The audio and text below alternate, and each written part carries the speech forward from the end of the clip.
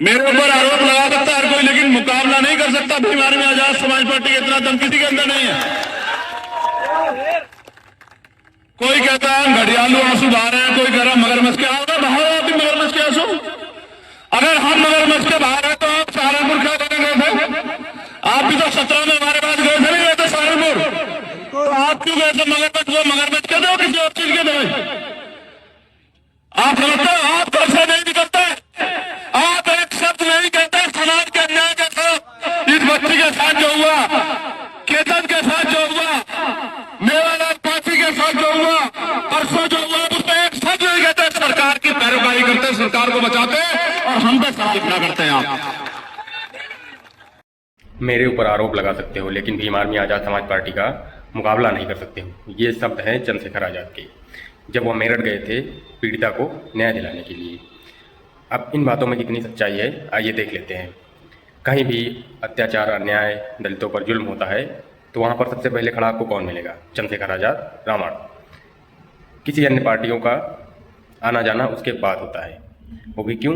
क्योंकि वोट कहीं खिसक न जाए, या फिर वोट किसी और को न चला जाए, या फिर चंद्रशेखर आज़ाद रावण को न चला जाए। इसके वजह से वहाँ पर दूसरी पार्टियों का आना जाना होता है, और सत्ता पक्ष का भी आना जाना होता है वहाँ पे। उसके बाद में कुछ विस्थापित पार्टियाँ हैं, मैं नाम तो नहीं लूँगा उनका, अगर मैं नाम ले लूँगा उनका तो फिर आ जाएंगे गाली बकने के लिए। वैसे भी मुझे गालियाँ पड़ती ही हैं कि ये न्यूज़ चैनल जो है नायक टीवी 85 सिर्फ और सिर्फ सिलेक्टिव खबरें दिखाता है, चंद्रशेखर आज़ाद रावण और भीम आर्मी आज़ाद समाज पार्टी की खबरें दिखाता है। अरे भाई, आप रोड पर आएंगे नहीं, सड़कों पर आएंगे नहीं, आप हम आपकी क्या खबर दिखा दें? वही कि एसी कमरों में बैठकर आज इन नेता ने ये ट्वीट किया। ऐसे नहीं होता है। अगर आप समाज के हितैषी हैं, समाज का भला चाहते हैं, तो आपको सड़कों पर उतरना पड़ेगा। मान्यवर साहब कांतीराम जी ने भी आंदोलन किए, बाबा साहब अम्बेडकर जी ने भी आंदोलन किए। तो उन्होंने कभी भी ये नहीं कहा कि आप बैठे रहिए, या फिर आप कानून के सहारे रहिए, सरकार के सहारे रहिए, या फिर आप कोर्ट के सहारे रहिए। जब तक आप अपनी लड़ाई स्वयं नहीं लड़ेंगे, तब तक आपको कोई कुछ नहीं देने वाला है। ये बात जितनी जल्दी बहुजन समाज समझ जाएगा, उतनी ही अच्छाई रहेगी उसके लिए। अगर आप सड़कों पर नहीं आएंगे, किसी के बहकावे में रहेंगे, तो ये सरकार आपकी बात नहीं सुनेगी।